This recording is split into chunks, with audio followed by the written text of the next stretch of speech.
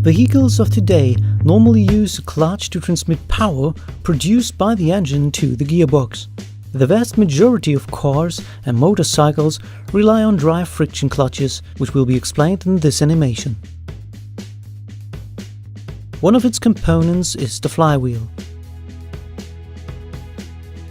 The flywheel is connected to the engine through the crankshaft. The flywheel features external teeth that are used to start the engine of the vehicle. When the car key is turned, the engine is started with the help of a pinion and the battery. After a small amount of time, the engine runs on fuel.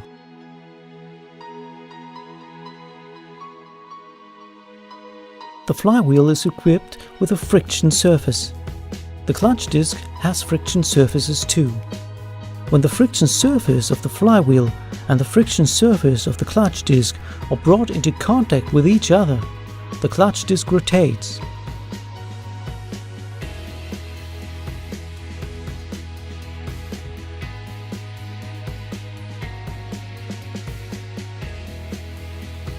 The clutch disc is made of several components, of which the important ones are the hub, which is riveted to the disc with a cover plate, and the friction material installed on both sides. In the past, friction material was made of asbestos and other harmful substances. Today, friction surfaces are made of ceramics and substances that provide a high coefficient of friction. In general, cars for daily use are equipped with clutches that feature springs to damper shatter, to achieve an easy operation and to reduce the impact to the gearbox at the engagement. The clutch disc is connected to the gearbox through the gearbox shaft.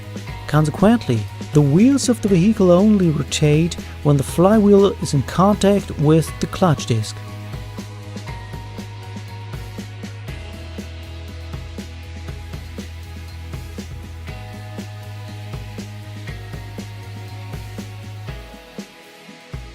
The pressure plate is needed for engaging and disengaging the clutch disc. The pressure plate is riveted to the flywheel. As a result, the pressure plate rotates when the flywheel rotates.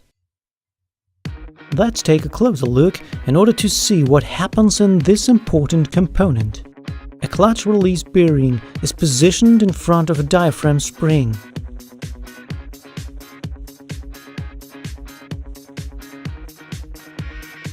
When the release bearing is pushed into the spring, the inner portion of the spring is moved in the direction of the clutch disc, whereas the other portion of the spring is moved in the other direction.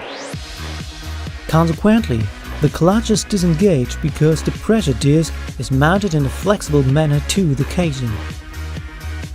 So, the clutch disc can be locked between the flywheel and the pressure plate when the release bearing is released, and it can be released when the bearing is pushed into the diaphragm spring.